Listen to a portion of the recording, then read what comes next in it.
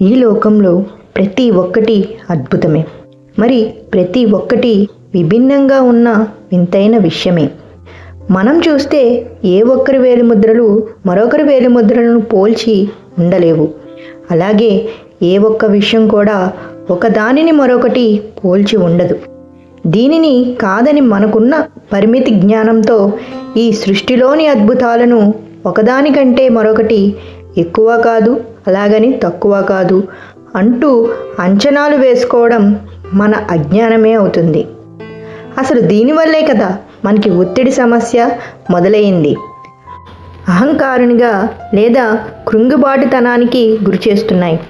ఇక్కడ ఉదాహరణకు చక్కగా బొమ్మలు వేయగలిగిన ఒక అబ్బాయి తనను వేరే వాళ్లతో పోల్చుకుని అందరికన్నా నేనే బాగా బొమ్మలు వేయగలను అనుకున్నప్పుడు అతనికి నేనే టాప్ అన్న అహంకారం వచ్చేస్తుంది.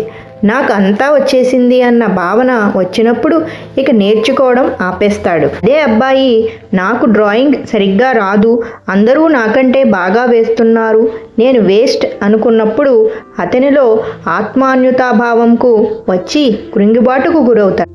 ఈ ఉదాహరణ అవగాహన కోసం మాత్రమే చెప్పాను. ఎదుట వాళ్ళకున్న ప్రత్యేకత వాళ్ళకుంటే మనకున్న ప్రత్యేకత మనకుంటుంది. కనుక ఒక మనిషితో ఎవరూ మనిషిని, ఒక వస్తువుతో మరొక వస్తువుని, ఒకరు గుణాలతో మరొకరు గుణాలని, ఒకరి ఆస్తులతో మరొకరి ఆస్తులను, ఒకరి అందంతో మరొకరి అందాన్ని, ఒకరి టాలెంట్తో మరొకరి టాలెంట్ను పోల్చుకోకూడదు. మనల్ని మనతోనే పోల్చుకోవాలి. అది ఎలాగంటే నిన్న మనం ఎలా ఉన్నాం, ఈరోజు మనం ఎలా ఉన్నాము, ఎంత ప్రగతి సాధించాం అని మనల్ని మనతో మాత్రమే పోల్చుకోవడం వలన మనం ఎంతో అభివృద్ధిని సాధిస్తాం. చెప్పాలంటే కోకిల కోకిలే, నెమలి నెమలే, రెండూ గొప్పవే. మరి అలాగే మనమందరం గొప్పవాళ్ళమే. కనుక ఈ ప్రపంచంలో ఏదీ తక్కువ కాదు, అలాగే ఏదీ ఎక్కువ కాదు.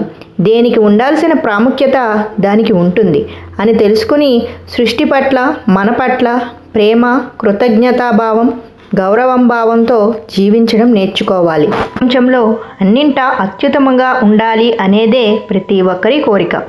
చేయాల్సిన పనిని సమయానికి చేయగలమో లేదోనని, టార్గెట్ను చేరుకోగలమో లేదోనని ఆలోచించి ఎనలేని ఆందోళనకు గురవుతూ ఉంటారు. ఆ ఆందోళనలే మానసిక ఒత్తిడికి దారితీస్తాయి.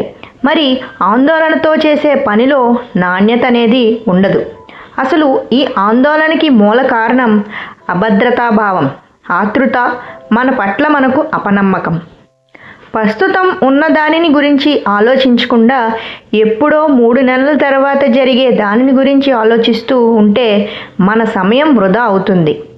ఒకేసారి 10 పనులైతే చెయ్యలేం. కనుక ప్రస్తుతానికి మన ముందున్న ఒక్కొక్క పనినే చేస్తూ పోతే ఉంటే టెన్షనే ఉండదు కదా.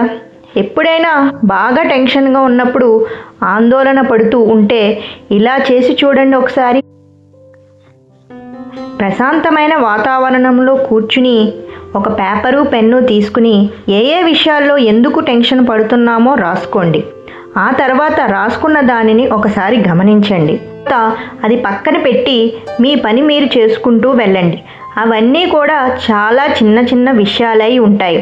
కనుక 4 రోజుల తర్వాత వాటిని మళ్ళీ చదివితే ఇంత చిన్న విషయాలకే నేను టెన్షన్ పడ్డానా అని మనకే నవ్వు వస్తుంది. కనుక ఈ ప్రపంచంలో ప్రతి సమస్యకు పరిష్కారం ఉంటుంది. ఇది నా అనుభవపూర్వకంగా చెప్తున్న విషయం. ప్రతిదీ తెలుసుకుని ప్రశాంతంగా ఉంటూ ఒత్తిడికి లోనవ్వకుండా, ఒత్తిడికి ఎప్పటికప్పుడు చెక్ పెడుతూ ఆరోగ్యంగా, ఆనందంగా, ఆహ్లాదంగా బ్రతకడం నేర్చుకోండి. Thank you for watching this video. ఈ వీడియో కనుక మీకు నచ్చినట్లయితే లైక్ చేయండి. అలాగే మీ ఫ్రెండ్స్ అండ్ ఫ్యామిలీకి షేర్ చేయడం మర్చిపోవద్దు. Thank you.